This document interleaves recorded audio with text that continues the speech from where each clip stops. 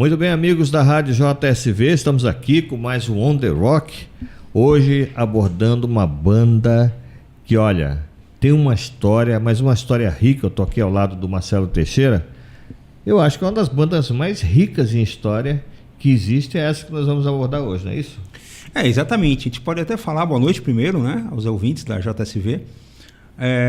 O Rolling Stones foi a banda assim que ele começou com aquele negócio marginal do rock. Os Beatles eram uma banda fantástica, extraordinária, tinha aquela fase bem comportada. Foi politicamente correta durante muito tempo, correta, né? até um certo tempo. Depois eles foram para a Índia tal, e começaram a ter contato com o Rajneesh e tal. Inclusive, a pessoa que mais teve contato foi o George Harrison, né? Que fez aquela música maravilhosa, My Sweet Lord. My Sweet Lord. Né? Agora, os Stones, então eles foram de uma fase comportada, foram direto para a psicodelia, né? Inclusive, isso aí vai ser tema de um álbum que a gente vai fazer também futuramente, não vou dizer o nome, mas... Agora, os Stones não, os Stones foram sempre, eles beberam muito na fonte do blues, né? Com exceção do Charles Watts, né? Que ele gostava muito de jazz moderno, mas ele falou, acho que o rhythm and blues e o rock vai tomar conta do cenário, né? Que o Charles Watts era um baterista de jazz. Então, e foi uma tarefa bastante hercúlea para achar qual disco dos Stones que seria... tinha marcado, né? Porque eles têm tantos discos bons. Por exemplo, se você pegar o Tattoo You, que é um disco muito bom, você pode pegar também até um disco que flertou muito com o pop, né, que foi o Emotional Rescue, também de uma qualidade muito boa. Então, pois é, cara, e Rolling Stones, por ele ser contemporâneo dos Beatles, do Pink Floyd, enfim, ele tinha um diferencial, ele ficava mais ou menos num ponto central, né? Sim, exatamente. De um lado Beatles, do outro Pink Floyd, com todo psicodélico e foi justamente e ele no meio, né? Foi justamente o blues, né? O blues que fez ele ter essa característica, essa pegada, né? A gente até brinca que o Keith Richards, ele pega a guitarra dele e passa no barro, na lama, porque o som é tão sujo que... É bem sujo o som. Bem sujo de som dos Stones. É uma banda que foi formada em 62 e considerada uma das maiores e mais sucedidos grupos musicais de todos os tempos ao lado dos Beatles. É a banda mais importante da invasão britânica, ocorrida em 60. Interessante também, as bandas são todas britânicas. São todas britânicas, tal. Você tinha o Pink Floyd, The Who. Se a gente for pegar um pouco de progressivo, o Yes, o Yardbirds, que não é progressivo, né? Mas que deu origem ao Led Zeppelin e tal. Todas essas bandas foram, né? Foi a invasão britânica nos Estados Unidos. E nós vamos abordar que álbum hoje? Exile on Main Street, que é um álbum duplo de canções estúdio, inéditas, né? de canções inéditas. Ele foi lançado em 1972, é o 10º álbum de estúdio da banda Rolling Stones. Antes disso vieram 9. Sim, exatamente. Uma grande história, né? E esse é o disco assim que ele teve a participação na íntegra do Mick Taylor. Ou seja, o Mick Taylor era um guitarrista fantástico, ainda né? Não faleceu. Mas um guitarrista fantástico. Alguém faleceu? Acho que ninguém, né? Brian Jones. Era um guitarrista fora de série. O Brian Jones, assim, vamos até contar um pouquinho de história dos Stones, né? Ele, com 16 anos, ele era pai de 2 filhos já, de 2 mães diferentes. Senhora, 2 mães diferentes. Quer dizer, o cara era bom mesmo. E ele era assim... Quer dizer, não era só bom de guitarra. Não era só bom de guitarra, o cara... E ele tinha, assim, a mãe dele falava que ele tinha os olhos inocentes, difícil de punir, né? Veio de uma família de classe média, uma família de classe média, bem situada, assim como o Jagger e o Richards também eram. E ele tem um disco de flautas marroquinas, para você ver. O Brian Jones tem um disco de flautas marroquinas, então, chamado Jojoka. Então, é um cara que ele pegava um instrumento e ficava estudando, parecia que ele já tinha nascido com o instrumento, ou seja, um músico genial. É o único álbum duplo dos Beatles, né? Com músicas inéditas. Não, dos Stones, ele tá falando. Dos Stones, né? Do Rolling Stones, com músicas inéditas. E tem influências do rock and roll, de blues, de country music, até de country music. Isso. Tem também do gospel. Sim, exatamente. Imagina só Stones fazendo gospel. Soul music. Sim. Tá certo? Eles beberam muito na Fonte Negra, né? Inclusive, tem um vídeo assim para quem adora assim, os Stones, que é o Chuck Berry tocando com os Stones e ele dando bronca no Keith Richards, imagina só. E veja bem, apesar de ter chegado ao primeiro lugar lá no top, né? entre as músicas mais vendidas, ela recebeu críticas mornas. Não foi assim um disco que teve uma aceitação 100% da crítica. Muitas né? vezes a crítica funciona da seguinte forma: eles começam a criticar, não gostei disso, não gostei daquilo, de repente o disco vende milhares de cópias, eles mudam o discurso. Então, o comentarista sempre está certo. Né? O comentarista sempre está certo. Então eu acho que sabe, aí pela pureza. Eu acho que esse disco assim, é eclético, para mim foi uma revolução. Exile on the Street para uma revolução. Né? E como eu estava falando do Brian Jones, para substituir o Brian Jones, nada. Se você pegar um guitarrista genial, você tem que colocar outro guitarrista genial, que foi o Mick Taylor.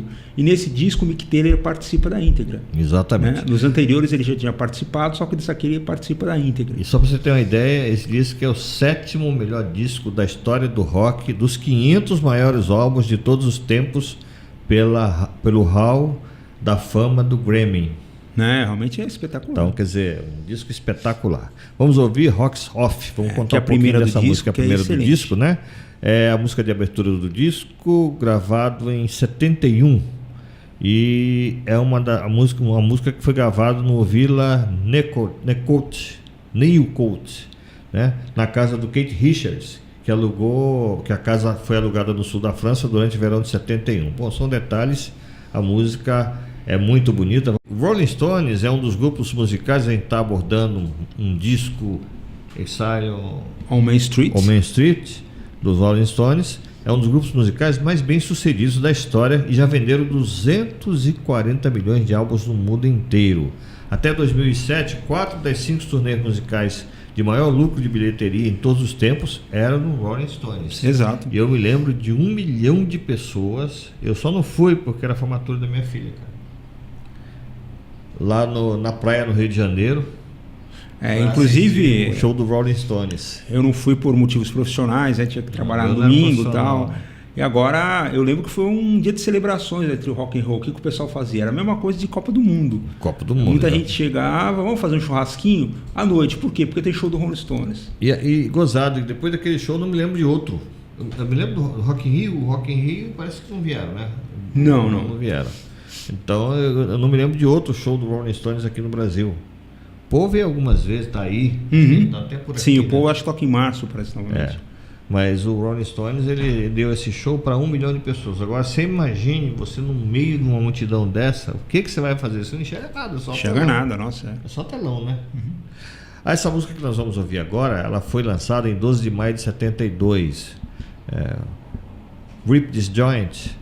Ela é a segunda música do álbum desse Exile of Man e foi escrito por Mick Jagger e Keith Richards. Que era chamada Glimmer Twins, né? Ou seja, os gêmeos do brilho, né? Inclusive ele era chamado Glimmer Twins, que era os gêmeos do brilho, né? E Jagger perguntaram para ele o que o Keith Richards é. Ele falou um irmão de pais diferentes. Irmão de pais diferentes. E a gente tem que ressaltar também que esse disco, né, ele foi feito durante uma fase que os Stones estavam assim mergulhados nas drogas, a autodestruição mesmo. Eles estavam muito autodestrutivos, estavam mergulhados na droga. Todos eles, né? Todos eles. Né? O Jagger também. Mick Jagger, o Richards, né, que são praticamente... Porque, né? Assim, a luz... Quando você olha o Rolling Stones eles se exibindo, ou uma foto, alguma coisa, você pensa que o Mick Jagger é o mais careta que tinha de todos eles, né? Mas parece que não, né? Parece que ele entrava na onda também, né? O Richards, Keith Richards realmente foi o que era o mais louco da banda, né? Foi o que morreu, foi o que... Não, o Brian Brian Jones. O Keith Richards, inclusive, tem uma piadinha, né? Que diz que se tiver o apocalipse, se tiver o Armagedon, o final do mundo, vão sobrar somente as baratas do Keith Richards, né? Ele se adaptava a tudo, né? Se adapta a tudo. Inclusive tem um livro do Keith Richards, uma biografia dele muito interessante, chamado Life, aqui no Brasil Vida, que conta justamente essa fase dos Stones. Eles estavam extremamente drogados, tal, e conseguiram fazer essa pérola, né? Interessante que a maioria das bandas inglesas, né, elas tinham esses problemas, né? E no alto dessa viagem que eles faziam, surgiu grandes álbuns. Dark Side of the Moon também foi um disco espetacular. Magnífico, né? Surgido também de loucuras, né? Inclusive o Dark Side of the Moon, ele fala de loucura. Pois é. Né? Agora, se a gente pegar o trio Parada Dura do rock and roll, né, que a gente fala, que era o Brian Jones, amigão do Jimi Hendrix, que por sua vez também era amigão do Keith Moon. Não é? Os três faleceram de forma trágica. Ou seja, a loucura era total. Eu tenho um irmão que ele é roqueiro, daqueles também, sabe? Digamos que seja um roqueiro mesmo, só fala disso, né? E ele falava assim: eu não quero dinheiro, eu não quero nada, eu quero Beatles e Rolling Stones. Quer dizer, mas paradoxalmente ele queria o mais louco e o mais quietinho. Sim. Que depois aquele negócio, também. Né? Beatles, eu quero pegar nas suas mãos, né? Os Stones, eu quero dormir com você. Então dá pra ver a distância entre os... A distância era bastante grande, embora eles tivessem uma convivência bem... Tanto que quando os Stones foram presos, né? Foi por preso legal mesmo. Preso por quê? Por drogas? Olha, por drogas, né? Inclusive muita gente fala de armação, que armaram uma... Sempre tinha aquelas festinhas ligadas às drogas e tal, mas falaram que pegaram uma quantidade grande e foi a armação da polícia, né? Jogou lá e tal. E os Beatles falaram que eles iam tocar as músicas dos Stones enquanto eles não estivessem nativa, voltando nativa, né? E os Stones, assim, foi aquela banda marginal mesmo, né? Foi aquela banda... Saiu do padrão, né? Saiu fora do padrão e deu o estilo de vida deles, aquele Still Life. Inclusive eles têm um disco chamado Still Life, né? Originalmente foi gravado, chamado de Good Time Woman, né? É um single escrito por Mick Jagger e Keith Richards para o álbum dos Rolling Stones, Exile of Man. E foi o single principal do álbum, a música gravada no porão Chateau Villeneuve, na França. Na França. E é muito bonita. Muito bonita. Exile of Man, que é um disco que ficou em 7º lugar nos 500 discos mais bonitos do rock, mais aceitos, que mais diferenciaram do rock. Porque rock, tem disco de rock aí tem mais de 1 milhão, né? Sim, claro, tem um. Você ficar em 7º lugar, dentre os 500 melhores, você ficar em 7º lugar, é porque realmente é especial. Especial. E um disco duplo, eu vejo 2 discos duplos que tiveram bastante sucesso. Esse e o White Album. Sim, dos Beatles, que é uma revolução, né? Uma revolução. White Album é uma revolução. Né? Foi depois do Sgt. Pepper, né? Sim. E teve, inclusive, o Beatles teve um fracasso estrondoso com o Magical Mystery Tour. Que olha, é aquele negócio, se você pegar o Magical Mystery Tour e pegar uma banda comum, é um disco que dá de 20-0 numa banda comum. Agora, para o nível dos Beatles... Não tava. Você vê como é que é? A banda era tão boa que o disco, eu acho um espetáculo, o Magical Mystery Tour. Vou até avançar um pouco mais na frente e falar do Iron Maiden, né? O Iron Maiden fez para mim uma obra-prima chamada Peace of Mind. E muita gente depois do Peace of Mind falou, putz, o Iron Maiden chegou onde...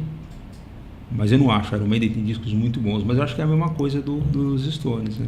Então, a próxima música foi gravada no Olympic Studios, com verbos vocais adicionados no início de 72 no Sunset Sound Studios. Sweet Virginia é um país lento, inspirado canção escrita por Mick Jagger e Keith Richards. O Mick Jagger era compositor da maioria das músicas, né? Sim, ele e o Richards eram. E antes era o Brian Jones. Keith Richards. E a música apresenta um solo de gaita de Jagger e um solo de saxofone de Bob Kills. Charles Watts toca o ritmo aleatório no país e uma versão alternativa sem os back singles foi lançada em Booktales. Sweet Virginia, Doce Virginia, né? É alguma homenagem a alguma mulher chamada Virginia? É sobre o Virginia, né? É difícil de... É difícil, pode ter um duplo sentido, né? Pode ter como os Stones coisa duplo sentido. E sempre faziam, né? Sempre fazia. Vocês estão vendo que a gente está se estendendo mais um pouco, porque realmente é um álbum duplo, né? E o álbum duplo tinha aí, naquele tempo, 12 para cada E é difícil você chegar e você falar, poxa, eu traria, dá vontade de tocar tudo. Ouvindo, como eu ouvi, umas 18 músicas dá para trazer aqui. Sim, eu acho que é tudo. Quase tudo. Tem tudo, eu acho que é um álbum perfeito. Fala, isso aí não, mas... né? A gente tem que selecionar algumas. Dá para trazer umas 18, né? Esperemos que os ouvintes nos perdoem, né? Pois é. Algumas. E até porque é um diferencial, né? A gente já fez uma da banda, a primeira banda que nós fizemos, do AC/DC, são músicas maiores, sim, né? Mais elaboradas, mas são maiores. Sim. Então acho que essas são músicas de 2 minutos no máximo, as músicas dos Rolling Stones. Ou seja, dá para tocar mais um pouquinho e ficar mais ou menos dentro do tempo, né, que a gente precisa ter. Só adiantar um pouquinho o futuro, né? Para os amantes do metal mais, do rock, mais do metal mesmo, né? Ou do crossover, a gente vai fazer o Brasil do Ratos de Porão, que tem 18 faixas. Aí eu quero ver. Tá bom. Aliás, Ratos de Porão, ele fez história também, uma história bastante rica, né? Porque foi uma banda assim que eles foram do metal, eles foram a primeira banda, assim como nos Estados Unidos, quem inventou o hardcore, que é um punk mais acelerado, foi o Dead Kennedys, né? O Ratos de Porão foi a banda pioneira do hardcore aqui. No Descansa em Paz, Descansa em Paz, no... Descansa em Paz. Descansa em Paz. O Descansa em Paz, inclusive, é muito interessante, que é uma mulher que ela está deitada no caixão, né? Ela foi para roubar galinha, tal, foi linchada e tal. E saiu a foto nas Notícias Populares, e o Ratos de Porão achou legal e fez esse disco, Descansa em Paz. Saiu no jornal Notícias Populares? Saiu nas Notícias Populares, né? Que era o jornal, para quem não sabe, que você espremia, saía sangue. É só notícia, e a maioria, assim, notícia que tinha só manchete, né? Só manchete, Porque tinha aquela baita da manchete, você abriu o jornal, era um textinho. Textinho pequenininho e tal. Não tinha nada, né? Na verdade, não era nada daquilo, né? Não era uma galinha, era simplesmente um franguinho que tinha roubado, nada demais. Mas o Ratos de Porão fez o Crucificados pelo Sistema, né? Que é o primeiro disco de hardcore. Né? Então depois ele foi pro crossover, tipo DRI, que o DRI é uma banda, Dirt Rotten Imbeciles dos Estados Unidos, uma banda de crossover, que é uma mistura de punk com metal, que tinha também mais de 10 faixas, 15. Isso. Então, pessoal, vocês vão ver. Vai ter bastante coisa. Vai ter bastante coisa. Inclusive também banda que foi muito pedida, aliás, eu tenho sido cercado por motoqueiros que tem seus grupos, né, que vão aparecendo. Vocês não vão falar nada do Creedence? Calma. Sim, claro. Calma. O Creedence é a banda dos motoqueiros e a gente vai, né, aqueles motoqueiros que andam com aquelas Harley, né, todos tatuados, né? Eles adoram o Creedence. Então qualquer dia desse vai ter Creedence também vai ter também. Motorhead também, que os motoqueiros também gostam. Motorhead também. Bom, Loving Cup. Vamos lá, Ao pé da letra, isso quer dizer Copa de Amando, Loving Cup. Copa, né? Alguma coisa de competição, né? O nosso operador aqui dá para socorrer o que é Loving Cup? Não dá. Pessoal, falaremos depois de Loving Cup. É uma canção dos Rolling Stones que aparece no álbum. E a gravação inicial foi iniciada em 71 como Sunset Sound nos estúdios de Los Angeles e durou até março de 72 essa música. A gravação durou bastante tempo. E é uma versão inicial de Loving Cup com uma tradução de piano completamente diferente. Foi gravada em abril de 69 no Olympic Sound Studios em Londres, durante as sessões de Let It Bleed. E é uma canção, ou pelo menos parte dela, combinada com outra outtake que foi lançada em 2010 no lançamento remasterizado de luxo de Exile of Man. Bom, dizendo que nessa canção Mick Jagger faz os vocais de liderança e de apoio com Keith Richards. Os dois eram inseparáveis. Né? Inclusive, se você pegar...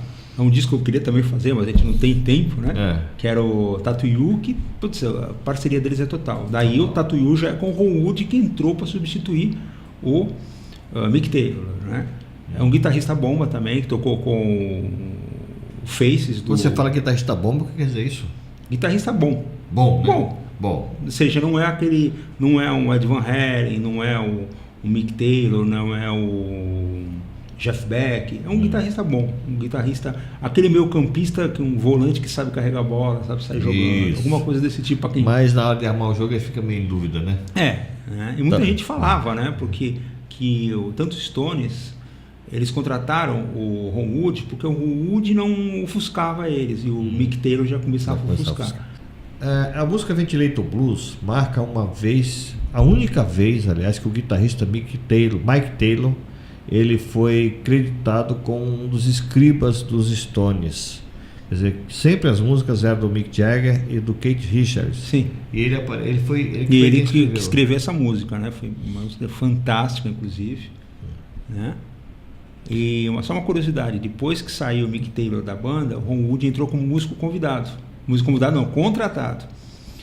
Aí o Bill Wyman e o Charles Watts chegaram pro Jagger e pro Richard e falaram: escuta, mas ele faz a mesma coisa que a gente faz, por que ele é músico contratado? Não, ele vai fazer parte da banda.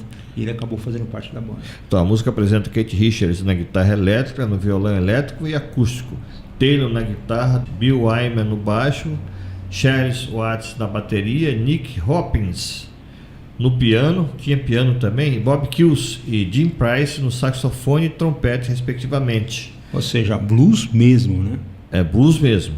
Olha, só uma parte dessa música, só para vocês terem uma ideia. Quando a sua coluna está rachando e suas mãos tremem, o coração está explodindo e sua bunda vai quebrar, a mulher está xingando e você pode ouvi-la gritar, sinto como um assassinato em primeiro grau. Ninguém está desacelerando de jeito nenhum. Todo mundo está pisando no acelerador. Não importa onde você esteja, todo mundo vai precisar de um ventilador. Exatamente, Ventilator Blues. Estamos no finzinho, vamos fazer a última música, né, dessa edição. Nós fizemos músicas a mais. E a última música é Strop Back Down, Breakdown, que... essa música do grande mago do blues, né, Robert Johnson. Né? Imagina só, uma guitarra muito legal, que quem faz a guitarra é o Mick Taylor, mas uma música do Robert Johnson que influenciou toda uma geração de roqueiros, né? Morreu precocemente e tal. Então os Stones... Morreu novo, né? Morreu novo. O Stones faz uma homenagem ao Robert Johnson, né? Tá então, certo. É uma música que a gente tem que ouvir, porque vem dos cobras do jazz, né? Do blues. Do blues, aliás. Como você disse, influenciou. O Jimi Hendrix era muito influenciado também pelo blues, né? Sim, ele começou muito com blues. E a própria a outra menina também, que morreu Janis Joplin, Janis Joplin também, até muito eles eram blues. muito influenciados pelo blues, né? Embora o Jimi Hendrix, para quem não sabe, ele foi guitarrista do Little Richards. Nossa, né? lá atrás, né? Lá atrás, e o Little Richard, extremamente vaidoso, né? Ele falava assim: ninguém pode parecer mais que eu. O único cara que tem que ser lindo aqui tem que ser eu. O único cara que tem que aparecer sou eu. Quando o Hendrix começou a fazer sucesso, foram perguntar o que ele achava do Jimi Hendrix, né? Aí ele falou: Jimi Hendrix quando já era uma estrela quando veio tocar comigo, né? Entendeu? Agora, o Stop Breakdown tem um nome, para vocês verem a influência. Ela pode ser chamada também de Stop Breakdown Blues. Sim, exatamente. Era anunciada nas rádios assim também. Então, quer dizer, é uma música que tem muito a ver com o blues. Ela foi gravada em 72 e a música foi interpretada um pouco diferente das versões anteriores, com um proeminente barulho de guitarra de slide de Mike Taylor e Mick Jagger fornecendo a gaita e a guitarra. A banda de hoje foi o Rolling Stones, homenageada pela gente, né? E foi uma homenagem sincera, singela e merecida, né? Até falar para quem curtia muito rock nos anos 80, tinha um programa chamado Banquete dos Mendigos, né? Que é título de um outro disco maravilhoso do Stones, que é o Beggar's Banquet. Era um programa Banquete dos Mendigos especializado em Rolling Stones. Inclusive eu passava algumas coisas interessantes, por exemplo, o Charles Watts tocando jazz e tal.